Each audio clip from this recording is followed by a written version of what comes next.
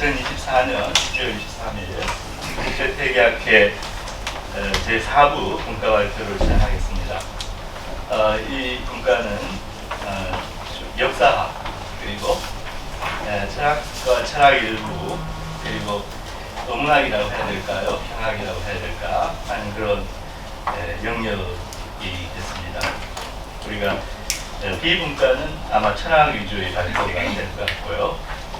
그럼 먼저 오학영 교수님의 발표를 듣도록 하겠습니다. 오학영 교수님은 교수님 잘 아시는 바와 같이 지금 전주대학에 계시고요. 아마 지금 가장 활발하게 활동하고 계신 역사학자가 아닌가 하는 생각이 듭니다. 안녕하세요.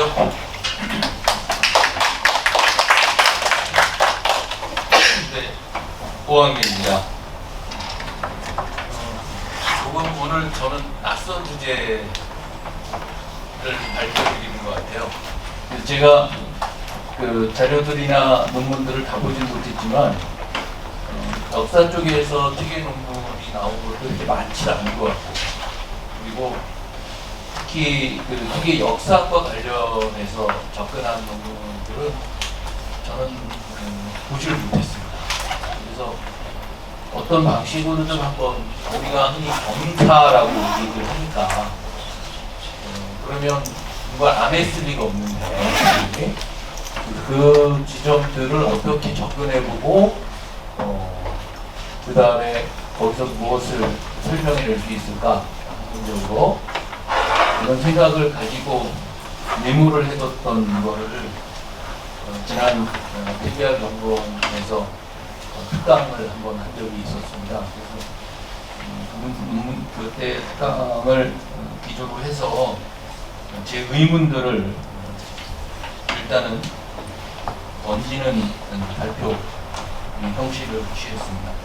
저는 이렇게 보고 있는데 이렇게 접근했을 때 태계의 역사학에 대한 연구를 확인할 수 있을지 이 자리에는 선배 학자분께서 와 계시기 때문에 도움을 받았으면 하는 생각에서 작성을 해보았습니다. 사전에 한 가지만 더 코멘트를 하면, 사실은 우리가 똑같은 역사학이라고 얘기를 하지만 조선시대의 역사학과 지금 우리가 사용하고 있는, 그리고 지금 우리가 문과학문으로 나와 있는 역사학이 괴리가 있다 이렇게 생각을 합니다. 그 괴리 자체가, 그러니까 역사학도 역사적이다. 그렇게 될 수밖에 없죠. 시대적일 수밖에. 그래서 그 점을 염두에 두고 제가 얘기를 드릴 텐데, 우리 요 책자로는 9페이지부터 시작이 되고요. 편하게 이 파워포인트를 보시면서 될 것 같습니다. 제가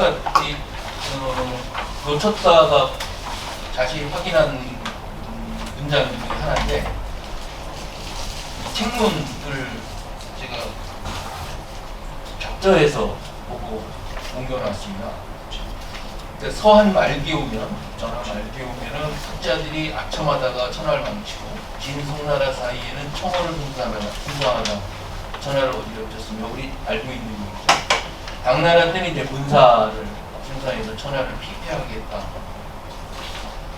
그 당시에도 정말 그 덕행기사가 없을 수는 없었는데, 세상에 이제 유행이 휩쓸리고 그래가지고 이렇게 쓸려간 이유가 뭔가, 그 질문을 이렇게 던지는, 이게 선조 초반에 퇴계가 명종 때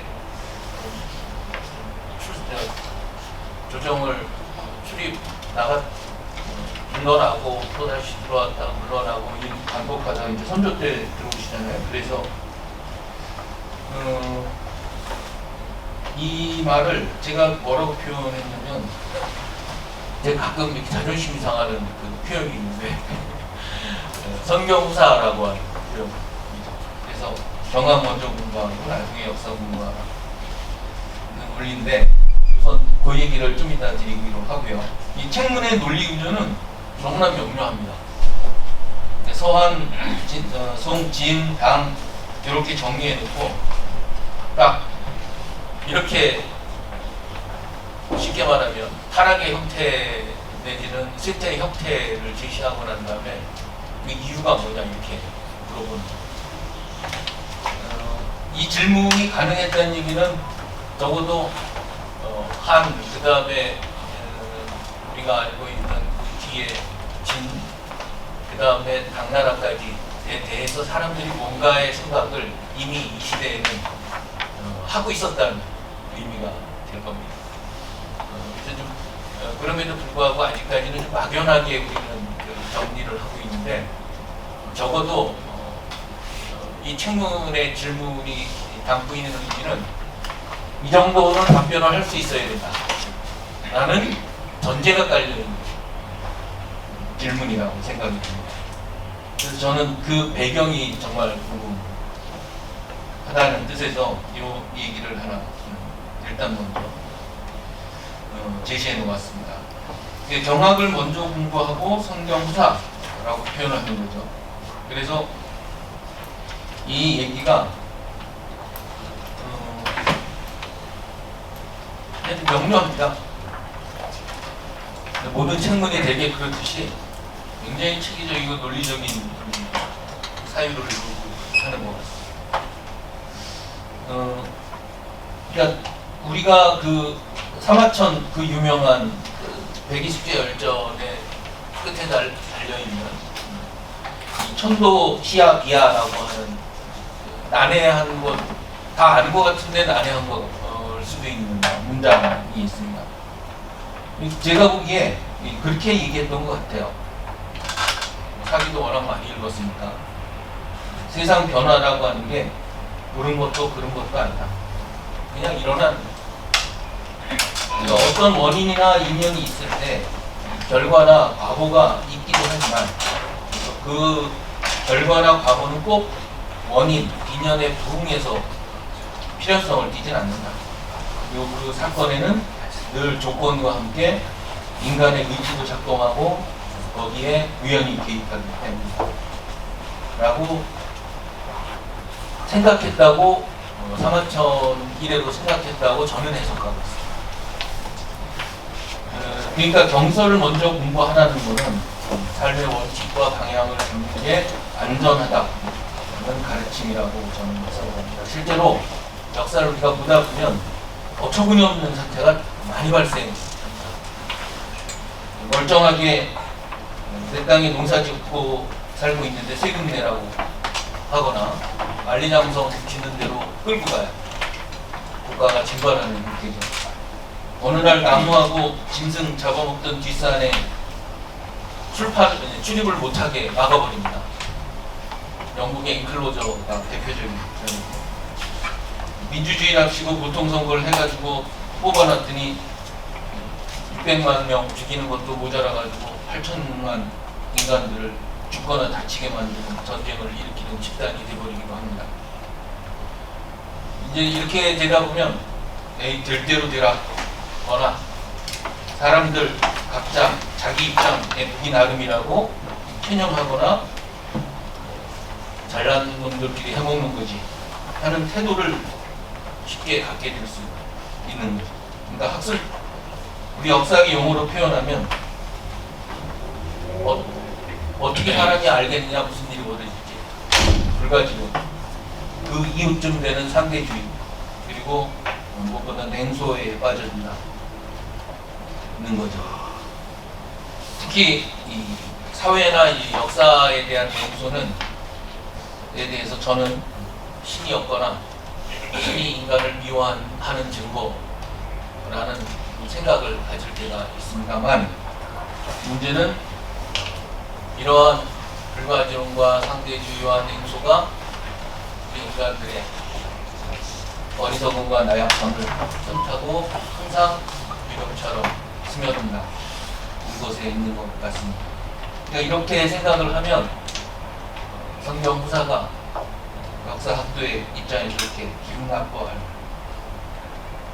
것이 아니라 역사를 보는 눈을 문제의식을 가다듬을 좋은 방법인 것 같다 이런 생각이 드는 겁니다.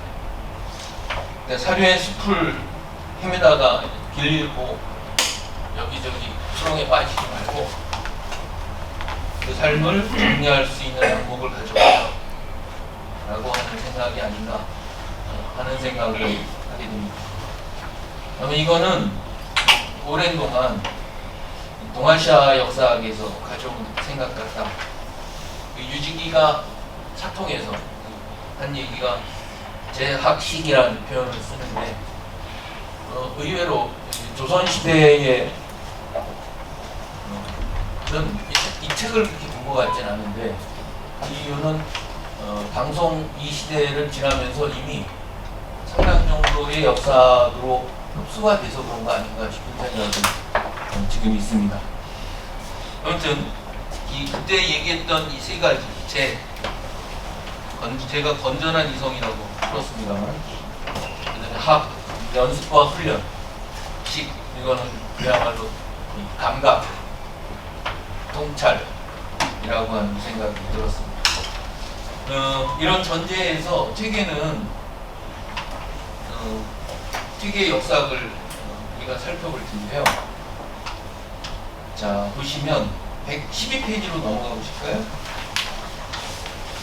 12페이지 보시면 기존의 퇴계의 일생을 제가 참고하면서 제 논의에 필요한 부분만 몇 가지 끄집어 왔습니다. 우선 경사 채용의 전통이라고 제가 표현을 했는데 한동안 저희가 배울 때 경사일치라는 표현을 썼습니다. 그런데 매우 오해를 살 수 있는 표현이다. 동아시아에서 경사가 일치된 적은 한 번도 없었다. 항상 경사는 나뉘어서 생각을 한 거는 틀림없는 것 같다. 경사일치란 말을 그래서 검색을 해봤더니 한 번도 안 나옵니다. 그리고 경사 채용이라고 하는 것이 확실히 오히려 실상에 근접하는 게 아닌가 하는 생각이 듭니다. 우선 당대사의 관점에서 퇴계 시대에서 생각하는 퇴계의 역사 인식의 형성 혹은 역사 인간으로서의 호모 히스토리쿠스의 퇴계를 한번 살펴보겠습니다.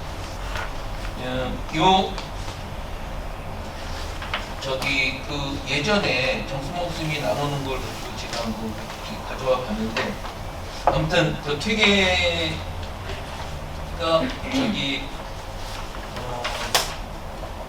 기묘사화와 이러저러한 연관이 있을 수밖에 없었지만 이 표현이 저는 저한테는 기억에 오랫동안 남았습니다. 많이 알려진 13페이지에 있는 정함은 타고난 자질이 미덥고 아름다웠지만 학문의 힘이 충실하지 않아서 그 시행한 것이 지나쳤다. 그래서 일에 실패했다. 그래서 학문의 힘이 충실해지고 덕기가 성취된 다음에 정계에 나와서 세상 다스림을 맡았으면 아마 상상할 수 없는 성과를 이루었을 거다 라고 이렇게 표현을 했었는데 이 기묘사와 요시기에 대한 퇴계 생각은 이 기조를 벗어나지 않는 것 같아요. 저는 이 이상의 과잉 정도라고 생각을 했는데 예전에 학교 다닐 때 이 문장을 보면서 이 말이 무슨 말인지를 알 수 있으면은 이 시대를 이해할 수 있을 거다 라는 생각을 한 30, 40년 전에 했던 게 너무 저는 선명하게 저한테 문제의식으로 남아있습니다. 이 말만 알면, 이 말이 무슨 말인지만 알면 이 시대를 알 것이다. 근데 지금도 모르겠어요. 무슨 말인지. 지금도 모르겠어요. 그래서 시대를 우선 이렇게 상상을 하면서 이 자료를 14페이지인데요. 퇴계가 이 한림으로 불러주길 바랬다고 하는 얘기가 나왔는데 저 이거 못 찾았어요. 그래서 저 여쭤보려고 그랬는데 이미 안 계셔서 제가 어디서 이 말이 나왔는지, 근데 그럴 수 있는 근거는 있다. 그 이유가 우리 알다시피 태계가 저기로 들어가시는데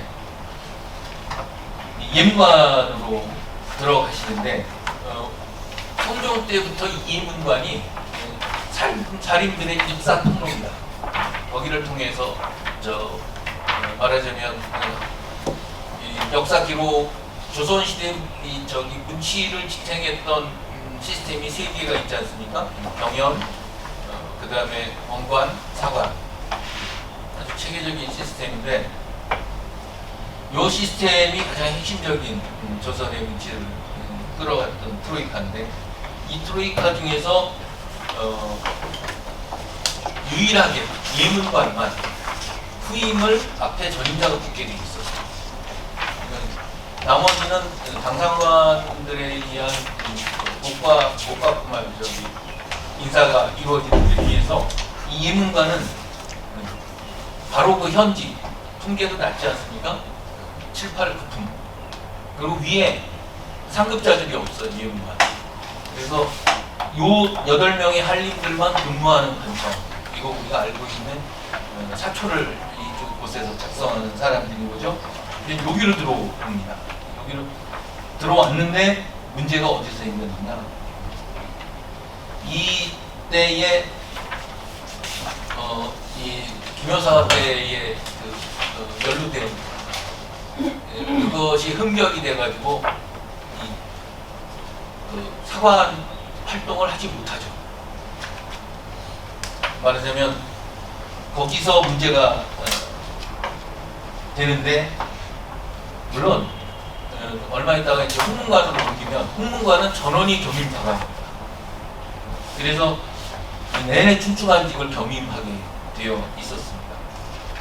그래서 제가 여기서 길게는 얘기를 안 하겠습니다만 학공이 질문한 거에 대해서 사관제도 문제 가지고 이렇게 문답한 내용이 있습니다. 그래서 전에 한번 다른 글에 쓸 기회가 있어서 거기에다 소개를 한 적이 있었는데 아주 재밌는 내용을 뜯어보면 재밌는 내용을 담고 있습니다. 그러니까 당대에 우리는 역사를 지금 공부하고 과거사를 주로 공부하지만 조선시대의 학자들의 역사라고 했을 때는 당대사가 반드시 들어가는 자기 시대에 대한 인식. 그러니까 율곡의 동업문답도 사실은 앞에 얘기를 쭉 하면서 당대 얘기를 하는 거지 않습니까?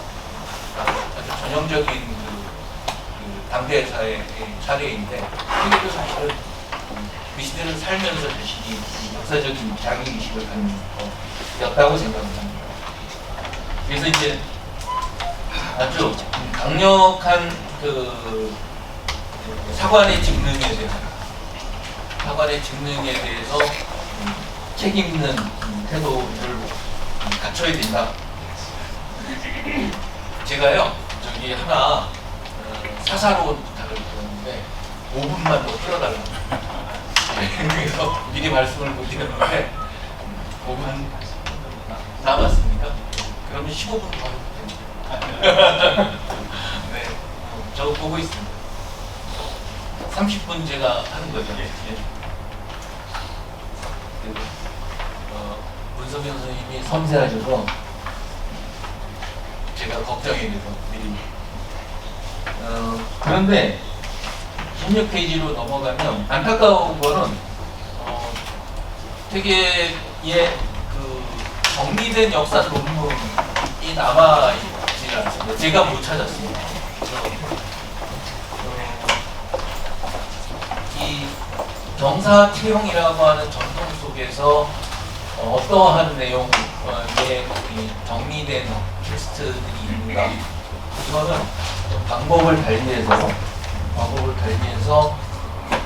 특히 전서 전체에서 다시 뽑아내가지고 재구성을 하는 접근 방법이 필요할 거다 이런 생각을 감정적으로만 가지고 있습니다. 하지만 조선 전기에 있었던 역사적인 축적이 있습니다. 우리가 알다시피 송나라 때의 방송 전역기를 거치고 거치면서 송나라에 들어와서 사마왕의 자치 통감이 등장을 하고, 그러니까 이른바 신화라고 하는 흐름이 역사학에도 고스란히 나타나지 않습니까? 그러니까 자치 통감은 사마왕 스스로가 얘기했던 것처럼 춘추 이후에 최초의 통사, 편년체 통사라고 사마왕 자신은 생각하면서 그걸 편찬을 했죠. 그래서 그 뒤에 보면 흥미로운 거는 단순히 이렇게 이제 자치 통감 자료만 보는 게 아니라 꼭 사료를 달아있죠. 그래서 이제 자치 통감 편찬에 참여했던 그 원조가 당감을 쓰는데, 당감 자체가 사론서지 않습니까? 그리고 그 이어서 호인의 독사관견이 있고, 그리고 이제 조자연하고 같이 해서 주자가 자치통감 강목을 편찬하는데, 이때를 기점으로 해서 우리 사고전서 사부의 경사자집의 사부의 구조가 변화합니다. 그러니까 사평부가 처음으로 그 사부에 들어가는 양상이 되어 있습니다. 그래서 사평이, 그러니까 요 자치통감 강목 자체가 사평의 영역에 들어갑니다. 그러니까 당감 그리고 독사관견, 자치통감 강목 이런 텍스트들이 전부 사평리에 불리고, 그리고 실제로 이 대학연이나 대학연이는 자치통감 강목의 축약본으로 인식이 됩니다. 대학연이 그러면 우리가 경서 이렇게 생각을 분류할 수 있는데, 실제로는 그 내용을 보면 거의 역사적 사실을 대한 설명이 되지 않습니까? 근데 이게 우리가 알고 있는 것처럼 세종 때 자치통감 사정전 훈이라는 이름하에 편찬이 대대적으로 이루어져가지고 자치통감 강목 사정전 훈이, 자치통감 사정전 훈이가 편찬되고, 이어서 이를 기반으로 해서 150권 되는 최평조랑이 편찬되는 게 조선 초기 역사를 결정을 하게 됩니다. 그래서 이때에 퇴계가 계속 공부를 하는 게 이 텍스트들을 가지고, 그래서 계속 후보 취미, 역사가 자칫하는 후보 취미로 가니까 후보 취미가 아니라 18페이지 제가 얘기를 드리는데요. 밑에 문단 보면 역사책으로는 자치통감 강목을 보라. 자치통감 강목에 대한 연구도 그렇게 많지 않은데, 통갑 저료만 읽은 걸로 생각하지만 실제로 자치통감 강목을 직접 텍스트로 읽은 경우가 적지 않게 발견됩니다. 이 아들한테, 이준한테 보낸 편지에 19페이지에 뭐라고 써있냐면, 내가 전에 모으던 작은 글자로 인쇄된 자치통감 강목이 59권이 되어야 되는데, 이 59권으로 간행됐거든요. 자료로 보니까 모은 게 51권, 2권이고 7, 8권을 갖추지 못했다. 이 나무 빠진 권수가 어떤 건지 모르니까 하나하나 권수 대조해가지고 저거 좀 보내달라고 그걸 얘기를 합니다. 근데 이게 59권인데 아마 59권으로 돼 있으니까 이 가지고 있다가 어떻게 하다 보니까 납기이 됩니다. 이와 함께 아까 제가 치평조람 얘기를 드렸는데, 치평조람도 마찬가지로 생각을 하고 있었습니다. 그 치평조람은 춘추 때부터, 주나라 때부터 송원 그리고 조선 고려를 포함한 역사를 함께 담고 있는 텍스트입니다. 내용이 굉장히 많죠. 길고. 그러니까 이런 그 기존의 송대 내지는 조선 전기에 형성되어 온 그 역사들을 계속 봤던 거예요.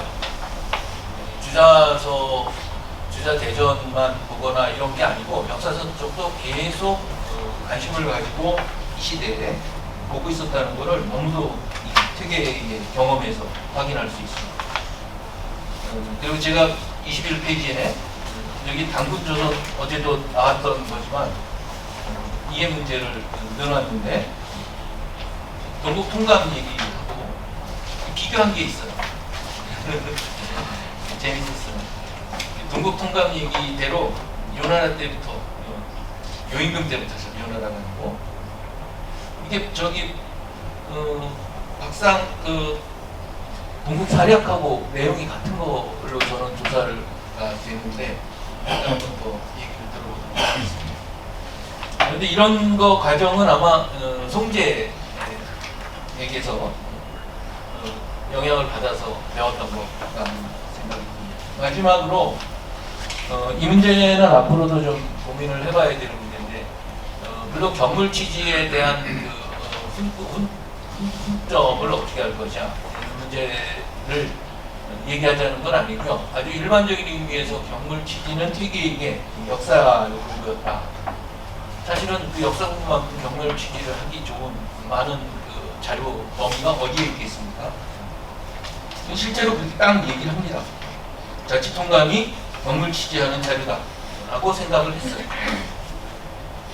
이 성악지교에서 율곡이 얘기했던 그 흐름하고 저는 그대로 이어졌다 생각을 하고 있습니다. 그러니까 아주 이건 상식적인 수준의 이분들에게는 역사 공부는 경물 취지인 거 아닙니다. 생각을 하셨던 거라고 생각합니다. 이런 점에서 종종 좀 저는 경전도 그렇고 역사도 마찬가지인데 여기에서 얘기하는 것처럼 어떤 도덕주의적 접근이 기본주의 내지는 도덕주의적 접근이 의미 있다고 생각을 합니다. 그러니까 인간 삶에서 윤리나 도덕이 있겠죠. 그런데 또 한편으로는 젠무 선생이 예전에 주자 역사학을 얘기하면서 범주를 나눠놨던 것처럼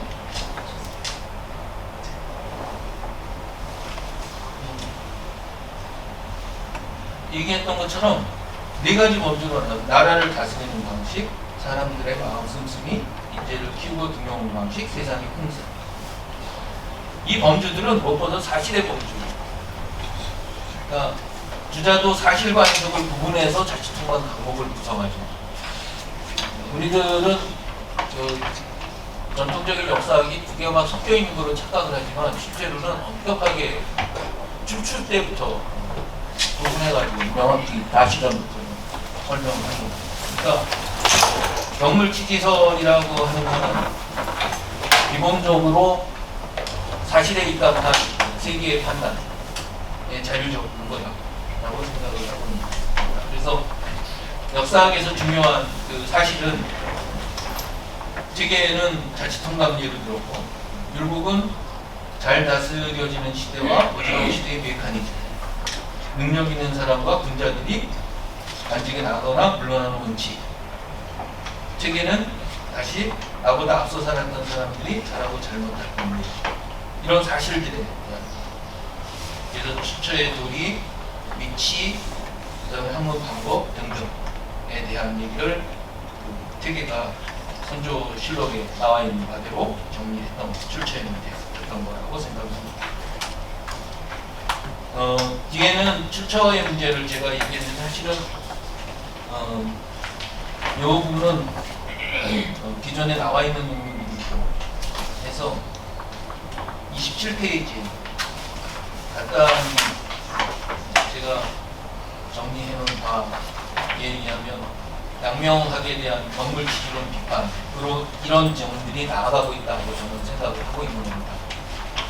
그래서 이 양지에 대한 선험성보다 오히려 인간이 살았던 실체적인 경험에 대한 포착, 사실적 접근, 역사적 접근이 필요하다라고 책에는 생각한 게 아닌가 하는 생각을 저는 가지고 있습니다. 그러니까 실제로 양명에 대한 경물치지론에 대한 특이의 비판은 성리학 전통에서 역사의 의미를 다시 생각하게 합니다. 성리학 발음과 함께 신묘학과 함께 춘추학이라고 하는 이름으로 어마어마한 역사책들이 쏟아져 나옵니다. 이거는 예전 도교 시대에 면 발견되지 않았던 현상들이었습니다. 퇴계는 이런 그 전통에서 퇴계 경물 취지론 자체가 사실의 탐구, 사물의 탐구라는 전통을 충실하게 계승한 논리였다. 그러니까 불교 논리와의 유사성에 대한 경계심에 더해서 양명의 경물 취지론을 퇴계가 비판했던 이유는 이런 같은 어느 한 역사적 접근에서도 확연하게 확인되는 측면이 아닌가 이런 생각을 하게 되었습니다. 마지막으로 추가하고 싶은 얘기는 자꾸 우리가 이제 지금은 역사학하고도 철학도 나뉘고 심리학도 나뉘어 있고 사회학도 나뉘어 있습니다. 그래서 보는데 실제로 제가 이 경물치료 문제하고 연결시킨 거는 이게 논리적인 문제가 아니고 이분들의 그 사유 속에서는 항상 같이 움직이면서 얘기를 했던 게 사단 칠정론이 심리학과 철학으로 나뉘어져서 설명될 수는 없는 거 아니겠습니까? 이분들 사유에서는 우리는 철학에서 얘기하고 심리학에서는 사단 칠정론 얘기 안 하지 않습니까? 그런 점들을 고려해서 아닌 게 아니라 이런 사유를 접근할 때야말로 우리들이 가지고 있는 문과학문적 경계를 벗어나지 않으면 해석되지 않을 것이다. 그런 생각을 다시 한번 하게 되겠다. 말씀을 드리면서 발표를 마치도록 하겠습니다.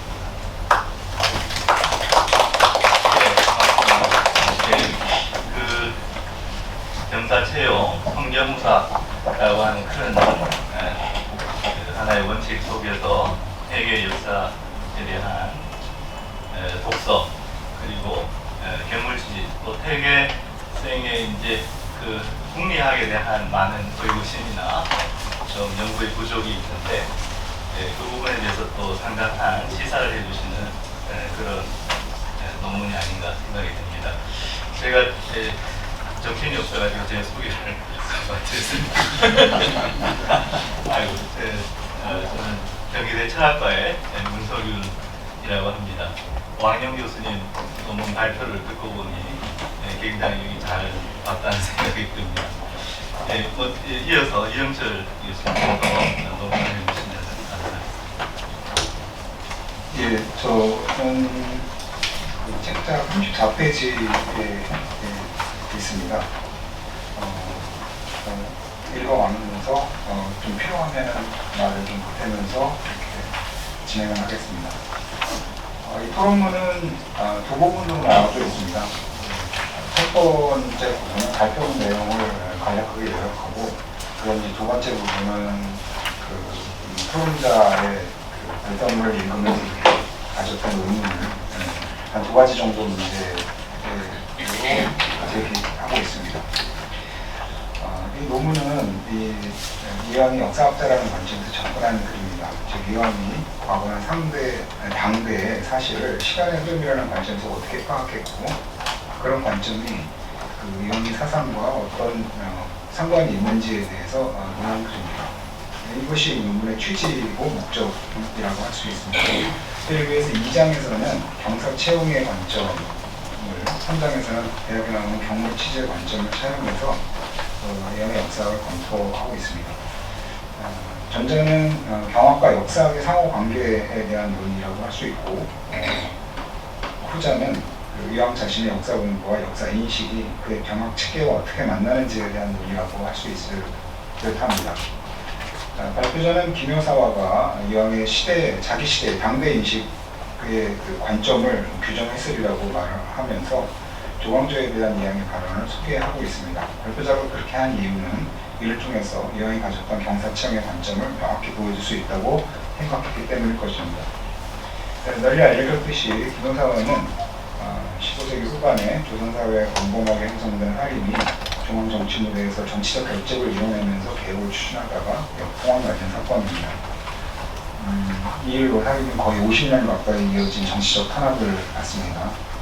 그리고 이 50년은 이왕에 거의 전 세계에 해당하는 기간입니다.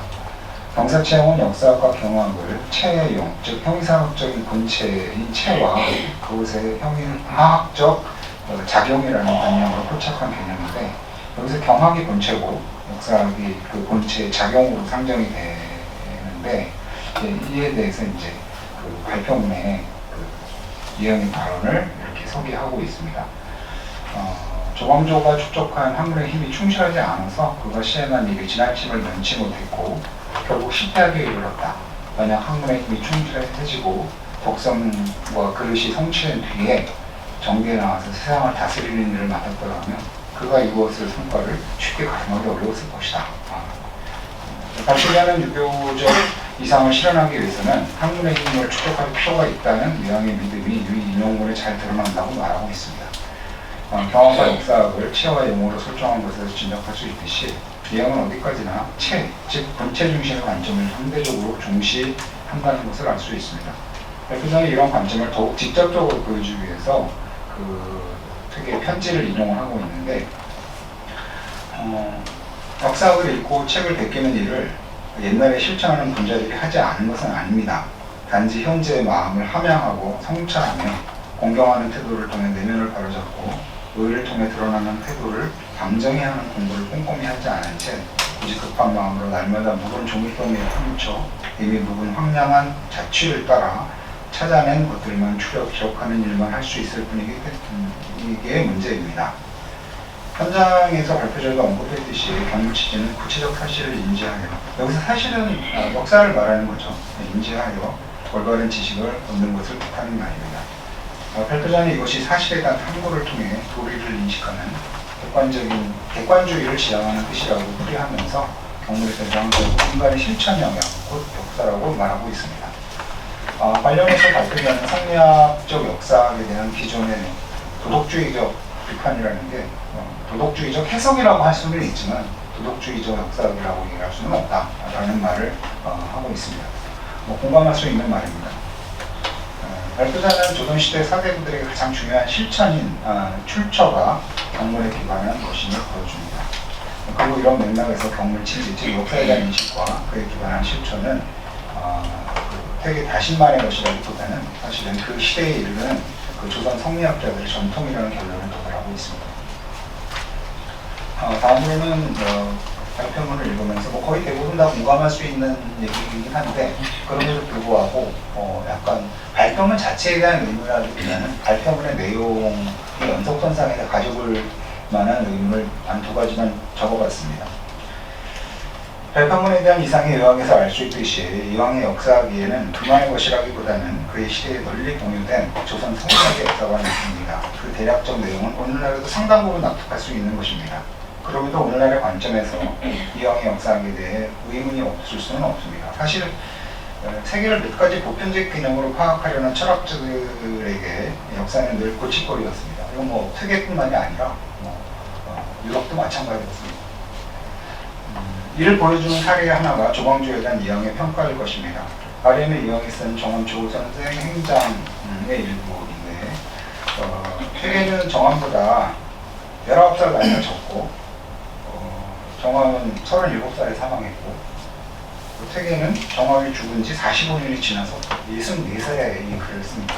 그러니까 우리가 어떤 사실을 파악할 때 그 사람이 몇 살에 그 일을 했는가 하는 것들은 굉장히 중요한 고려 대상이라고 생각을 합니다. 뭐라고 써냐 하면, 당대의 살인의 화는 비록 슬프다 하겠으나 선생은 정왕입니다. 선생이 도를 높이고 학문을 창조한 업적은 후세에 영향을 끼쳤다고 할 수 있겠다. 또 한 가지의 말이 있으니 주나라가 퇴망한 이래로 성현의 도가 그 당대에는 행해지지 못했으나 만세에는 행해질 수 있게 되었다는 것이다.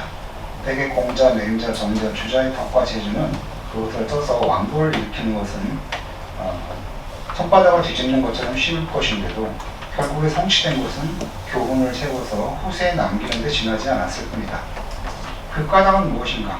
하늘에 있는 것은 본래 알 수 없지만 사람에게 있는 것도 역시 일괄적으로 논할 수는 없다.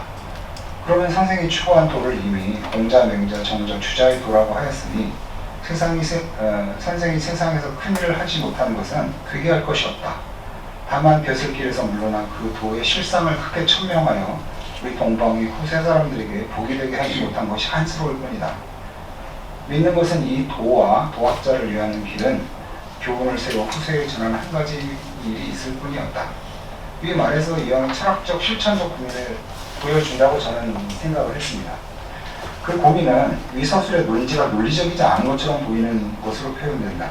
주나라가 쇠망한 이래로 성현의 도가 그 당대에는 행해지지 못했으나 만세에는 행해질 수 있게 되었다고 말하고는 뒤이어 공자, 맹자, 정자, 주자가 한 것도 결국은 교훈을 세워서 후세에 남기는 데 지나지 않을 뿐이었다라고 말했습니다. 다시 말해서 공자, 맹자, 정자, 주자의 시대에도 성현의 도는 행해지지 않았습니다. 성현의 도는 늘 교훈뿐이었고 현실에서 행해진 것은 없었습니다. 이왕이 이렇게 말할 수밖에 없었던 것은 이해할 수 있다. 그는 성현의 도를 의심하지 않았지만 역사에서 그리고 자신의 선대나 당대에 그것이 구현된 것을 본 적이 없었다. 이런 이왕의 경험이 결국 정사 채용의 역사관으로 구현된 것은 아니었을까 하는 생각을 해봤습니다. 이거에 대한 발표자의 생각을 좀 들어봤으면 좋겠습니다. 또 하나의 문제는 경물치지와 출처의 문제입니다. 발표자는 경물치지가 표출되는 가장 중요한 원인이 출처라고 말했습니다. 뭐 당연히 다 그렇게 생각을 합니다. 그리고 이왕은 제가 기대생에게 보내는 편지에서 출처의 문제는 결국 각자가 판단할 문제라는 태도를 보였습니다. 이에 대해서 발표자는 어느 경우에도 출처의 잣대가 된 것은 판단 주체의 역사적 경험을 전 성찰의 말을 덧붙였습니다. 납득할 수 있는 말입니다. 문제는 이왕 자신이나 그것을 설명한 발표자의 말들이 도달할 수 있는 결론 중 하나가 역사 인식의 상대주의로 부정할 수 없다는 점입니다. 당연히 동일한 현실과 역사, 우리죠. 역사를 대상으로 한 경물 취재의 결과가 단일한 결론으로 비교될 수는 없을 것입니다. 하지만 이러한 상대주의를 폭넓게 인정해버린다면 경물 취지가 자의적이거나 주관적으로 흐를 가능성도 배제할 수 없는 것이 사실입니다.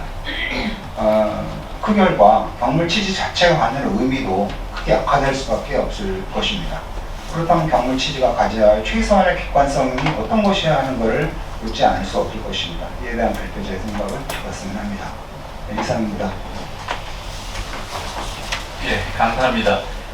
논평문도 굉장히 철학적으로 진행했는데요. 경사 채용의 그 해석의 그 합의가 굉장히 다양하게 담길 수 있는데 이걸 조금 더 명확하게 해야 할 점이 있는 문제이고 또 하나의 경물 취지의 문제라고 할 수 있겠는데요. 뭐 답변은 우리가 어떤 답변을 하실지 굉장히 궁금한데 역시 오후 토론 시간에 하도록 하겠습니다. 감사합니다.